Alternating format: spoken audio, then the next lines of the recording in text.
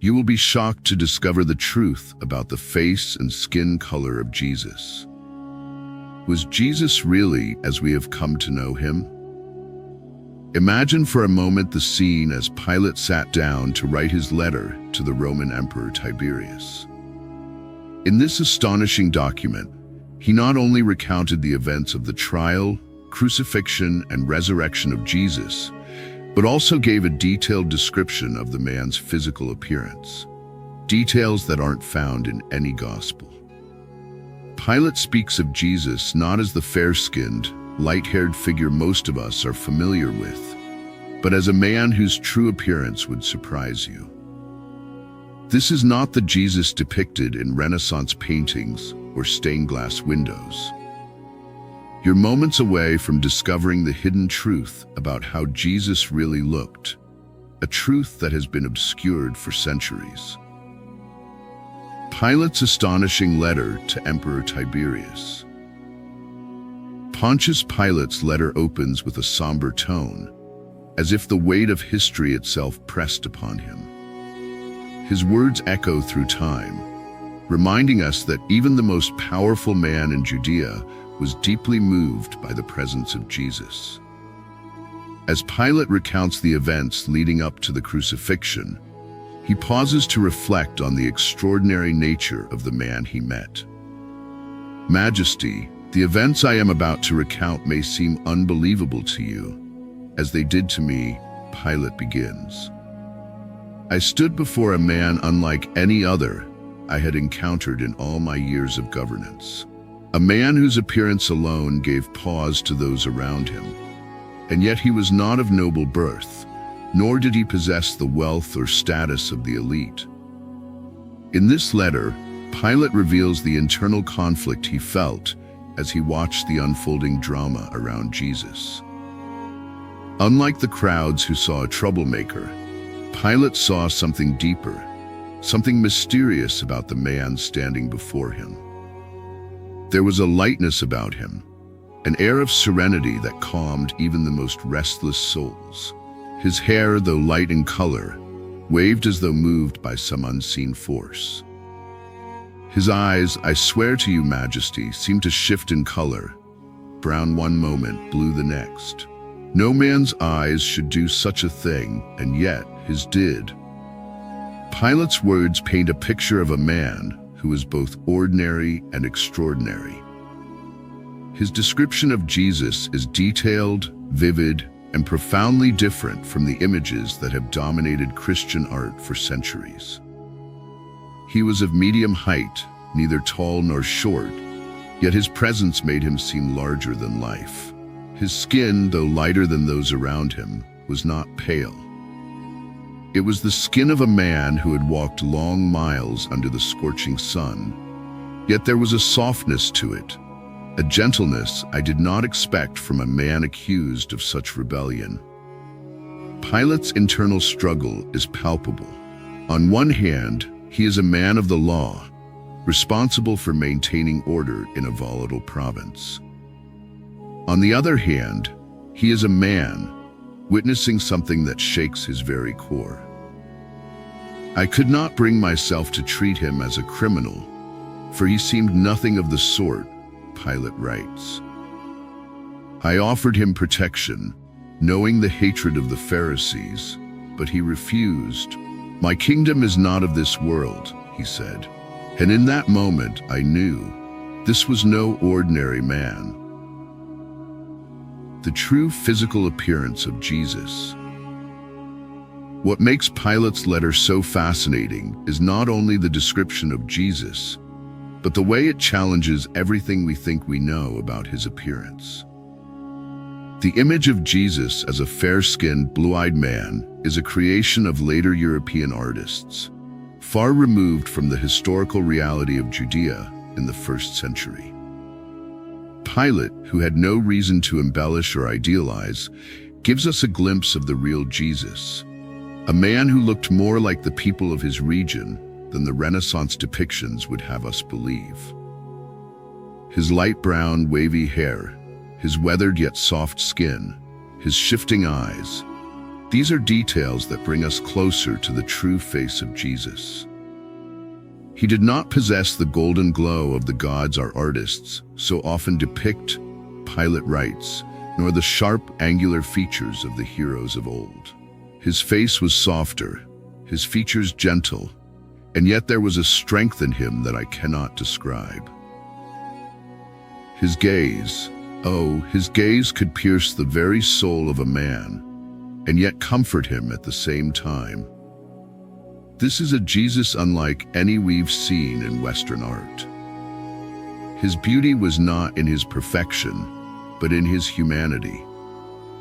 He was a man who lived among the people, who shared their struggles, and whose appearance reflected the land he came from.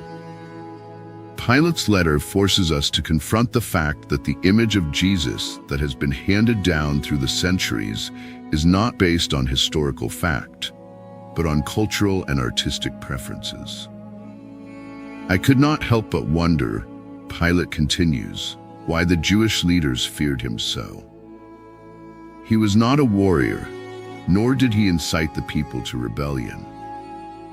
He spoke of peace, of a kingdom not of this world, and yet they hated him with a passion I have rarely seen.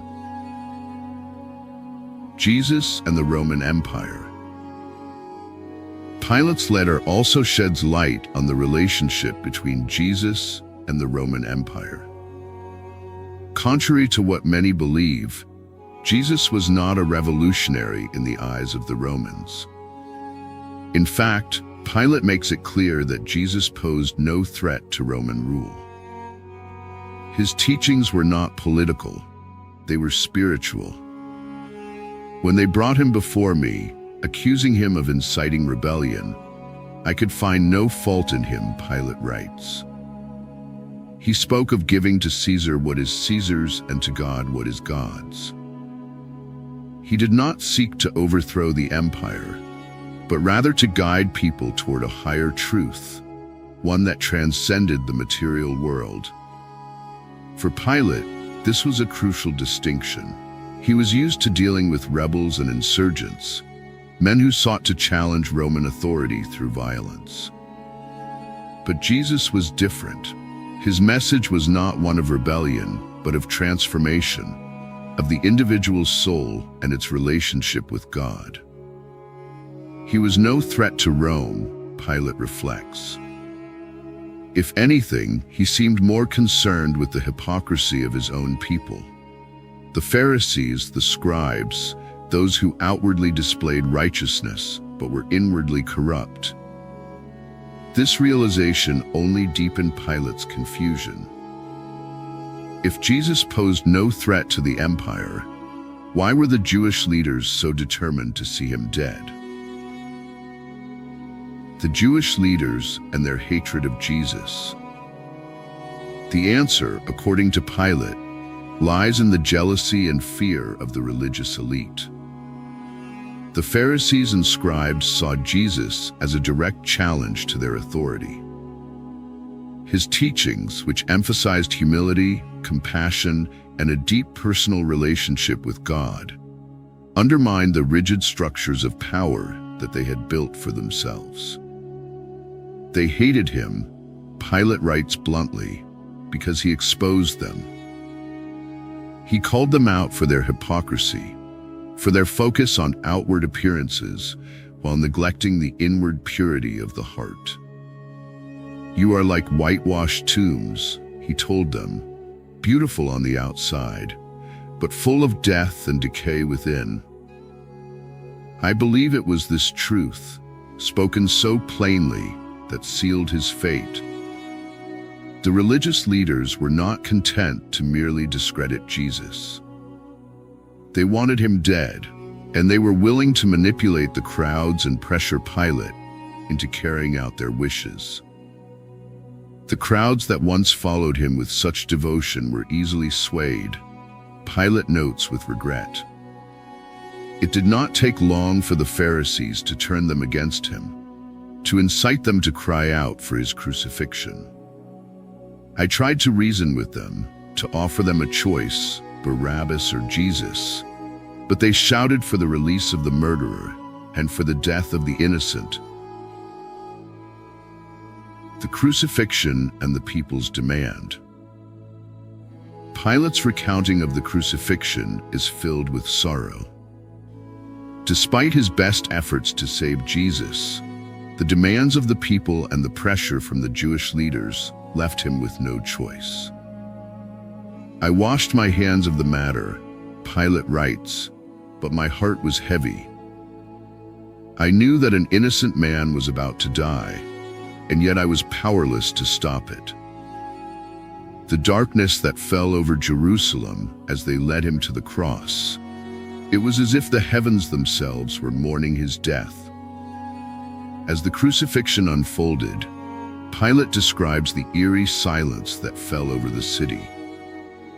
The crowds, once so full of anger and hatred, seemed to realize the gravity of what they had done. Even the priests who had called for his death appeared shaken. There was a stillness in the air, a heaviness that I cannot explain. It was as if the very earth itself was grieving. In those final moments, as Jesus hung on the cross, Pilate reflects on the profound impact this man had on him and on the world around him. "I cannot explain it, Majesty," Pilate concludes, "but I feel that his death was not the end. There was something in his eyes, something that told me his story was far from over."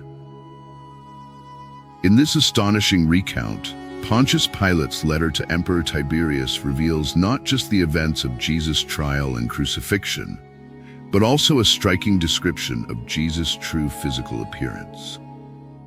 Contrary to the European depictions we know today, Pilate describes Jesus as having light brown, wavy hair, skin weathered by the sun, and eyes that seem to shift in color. Far from a political revolutionary, Jesus was seen by Pilate as a man of peace, more concerned with spiritual truths than rebellion against Rome. Yet, his teachings exposed the hypocrisy of the religious elite, ultimately leading to his crucifixion, a moment that left Jerusalem and Pilate in deep sorrow. Thank you for joining us on this fascinating journey. If you found this video enlightening, please like, share, and subscribe to our channel for more insights into biblical stories and their hidden meanings.